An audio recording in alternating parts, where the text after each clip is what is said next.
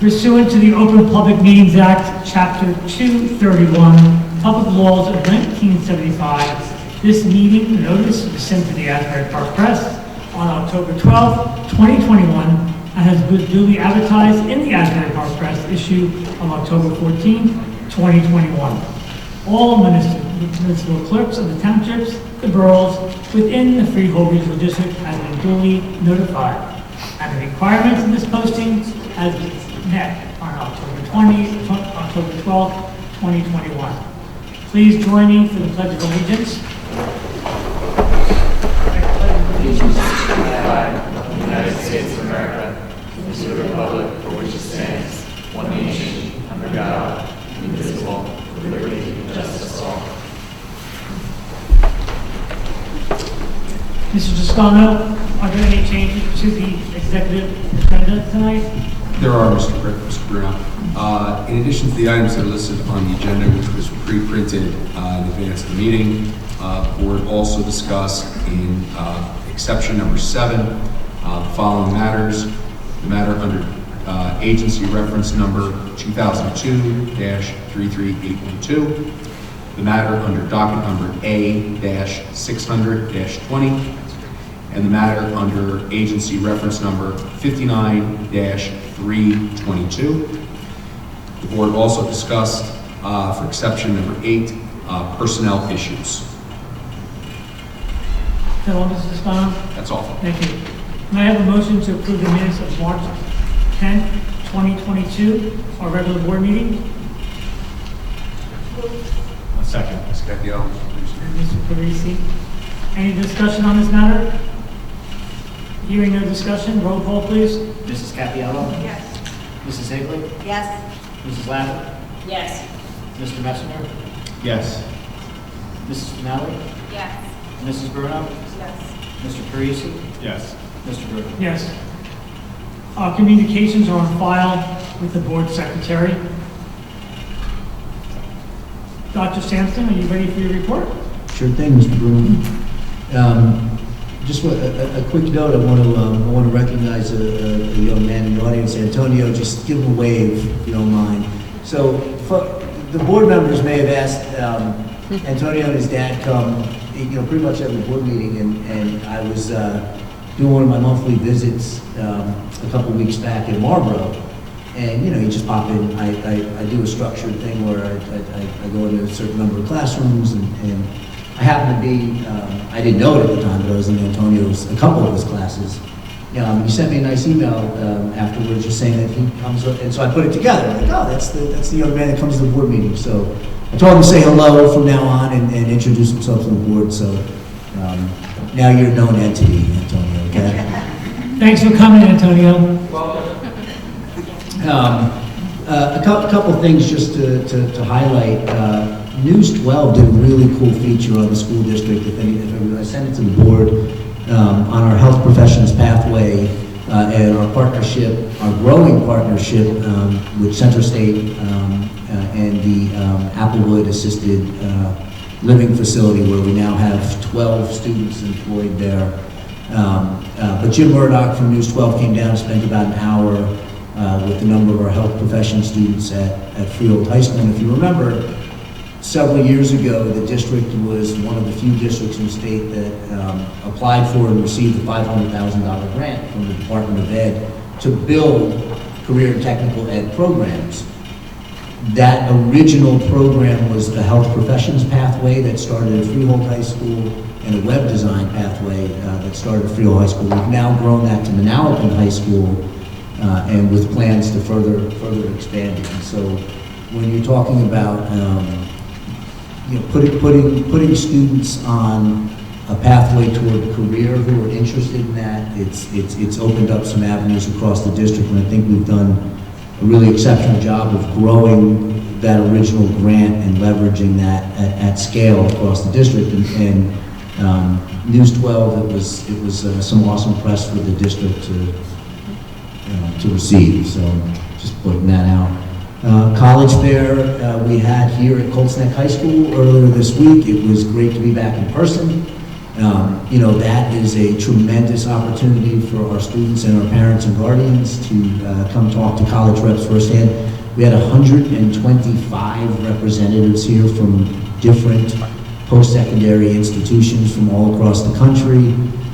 It was just a terrific vibe in the building. I know Mr. Messenger stopped by. It was just a great vibe in the building.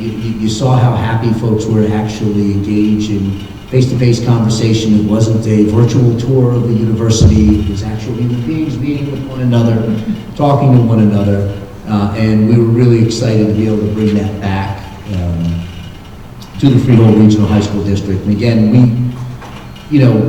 that's one of those events where having 6 high schools allows you to really leverage that scale that brings, because the reps from the colleges want to come out because they know that they're going to be exposed to a wide range of students as well. So it's mutually beneficial, and really happy to see that.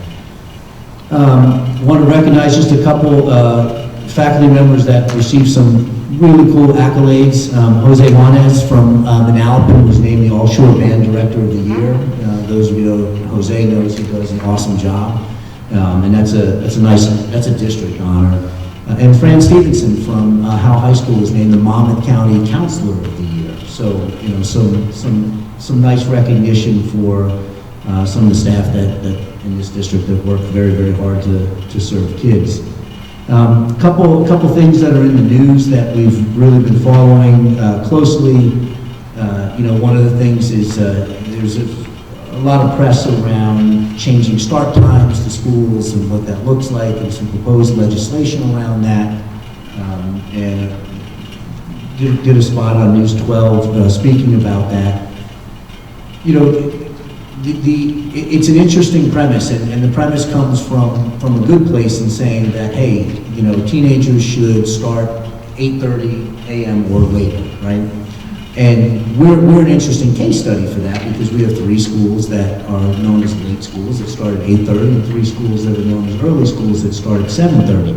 What folks may not know is that the Department of Ed came out and met with Mr. Boyce and myself, maybe 2017, 2018, Sean, thereabouts, to talk about start times. And we spent hours with them, you know, sort of going through the structure of our district, going through our data, and the consensus that we arrived at that point, and we were considering what it would look like if we moved all 6 of our high schools to an 8:30 start time.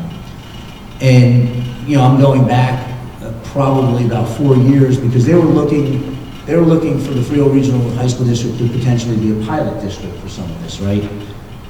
When we really dug into the nitty-gritty, what became apparent is that it was going to cost us millions of dollars to do that if we could even staff it from a transportation standpoint.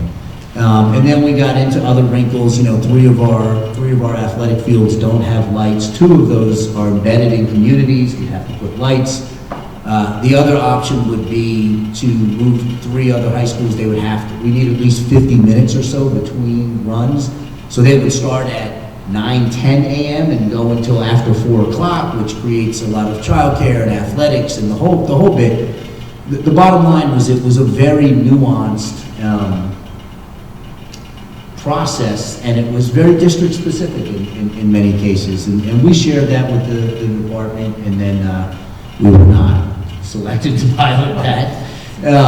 And suddenly we get hit with legislation, proposed legislation that would simply mandate that within a year. And, you know, I think I was at the NJSA Executive Committee meeting this morning in Trenton, and it was sort of unanimous there from across the state. Folks were saying, we have to hang on a second. There's a real potential here to throw the baby out with the bathwater, and you know, my point was, we're already being cut millions from S2. If you're going to ask me to add in millions in transportation costs, I don't think anybody's going to benefit from a later start time when I cut all of their programs, right? And I don't think our students here would necessarily benefit from that. So stay tuned. I don't know where I'm not sure where it will land. I do know that every single ed organization in the state is saying that this needs to be examined, this needs to be looked at. Prior to COVID, the Department of Ed was going to have some districts pilot it. That went away with COVID. And, you know, obviously, we're also a high school regional, so one of the points we made is it's very different. In a K-12 district, we could say, well, we'll flip our elementary bus runs with our high school bus runs. We don't have elementary bus runs to flip. You know, we have 7 different K-8 districts that send to us that are all on their own schedule, you know, so it's a much more nuanced piece of legislation, and there's a lot more to be looked at, and so we're just asking folks to take a breath before they move forward with that. That's what the proposed legislation, I think it was a year's lag to plan and then to be implemented, and it's not something that we would willingly do. You know. Spring break's right around the corner for the district. You know, one of the positives right now is that COVID activity is you know at a real minimum. Handful of cases across the district. Nothing that's impeding anything that we're doing. You know, we've now been mask optional for weeks at this point in time. Haven't seen any significant uptick or anything along those lines. So we feel real good about where we are as a school district. So, edge of spring break, we'll come back on April 28th. Mr. Boyce will have the budget presentation on that evening, so that'll be the big draw in April. That'll be at Howell High School. That'll be at Howell High School, correct. That's it, Mr. Moon. Mr. Boyce, are there any changes in the agenda? There are. Board, at your table, you'll find an addendum that has additional items on G2, approval of retirements, and G3, approval of appointments.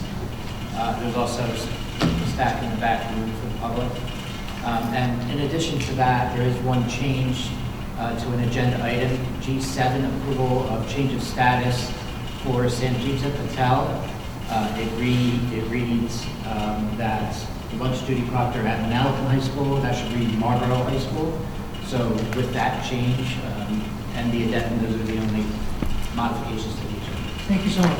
And I went right over to Liz Higley. Sorry, Ms. Higley. She's going to present the curriculum and instruction. They met tonight. So, Mrs. Higley, I'm going to throw it back at you. Good evening.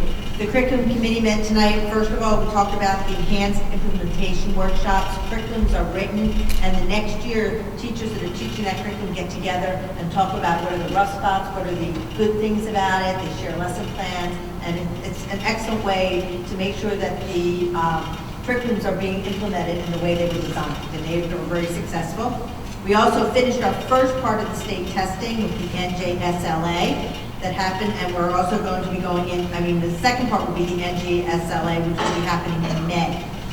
These now, the students of the year class of 2023 to 2025 will need to pass the NJGPA in order to graduate. If not, they have to find a second pathway, which is the assessments we're offering in May, and if not, then it's a portfolio assessment. So right now, this is a requirement from the state.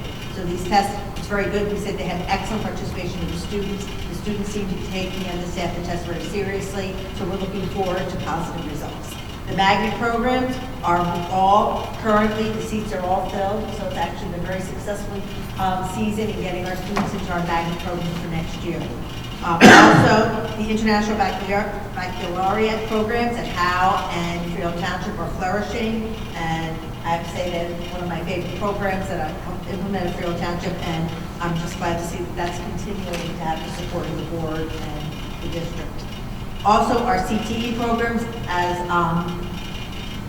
was cited earlier, they were shown on Channel 12 News. Also, they're starting a lot of, in the future, we're having a lot of implementation where they're work study, where they're going to actually go to the workplaces, be able to participate. A lot of summer internships that they're planning to plan for the summer of 2023. So these are great opportunities for the students to not only learn in the classroom, but to go out to the actual fields in which they are considering going in for their life learning, and I think this is excellent. So it's been a great year. The summer academies are off, and already registration is running for original credit, credit recovery, AP Bridge, and for the Algebra 1 Bridge, and they already have signups are going strong for those programs. So thank you to the curriculum committee, and James is doing a great job. Thank you, Mrs. Higley, and thank you to the committee. We do not have any public participation tonight, so we're going to go right into personnel negotiations. May I have a motion to approve items G1 through G12? Motion. I hear two, Mrs. Second. Higley and Mrs. Capiello. I'm sorry, Mrs. Higley and Mrs. Capiello. Any discussion on this topic? May I have a roll call? Mrs. Capiello? Yes, on everything except G12, and on that I abstain. Mrs. Higley? Yes, except on G10 pertaining to Carol Krachewski, I abstain, and on G12, I abstain. Mrs. Lavin? Yes. Mr. Messinger? Yes. Mrs. Finelli? Yes. Mrs. Bruno? Yes. Mr. Parisi? Yes. Mr. Bruno? Yes, except for G12. All motions carried. Okay, we're going to take program operations, buildings, transportation, and the fiscal plant. It's H1 through I1. Can I have a motion? Second.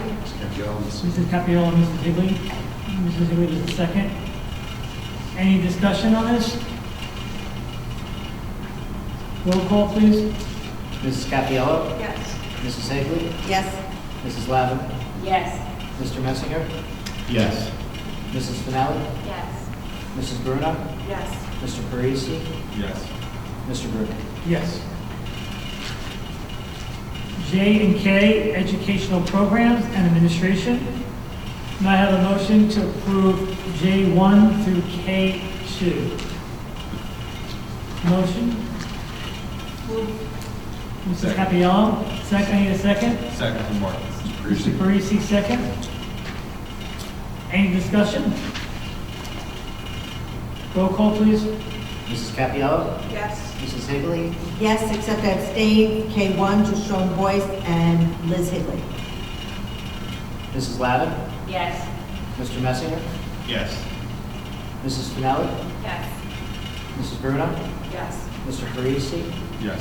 Mr. Bruno? Yes. Okay, do we have any old business? Any members would like to share old business tonight? No? Okay. Any new business? Any board members would like to share new business tonight? Mrs. Gabriella? I just wanted to send my condolences to the family of Joan Lineback, who sat on this Board of Education as a representative from Powell. She passed away the other day. She was a wonderful person, very involved in her community, always out for what was best for the kids. And aside from that, she was a colleague, a nursing colleague that I worked with. And I just wanted to send my condolences and thank her for her service to her community. Thank you so much.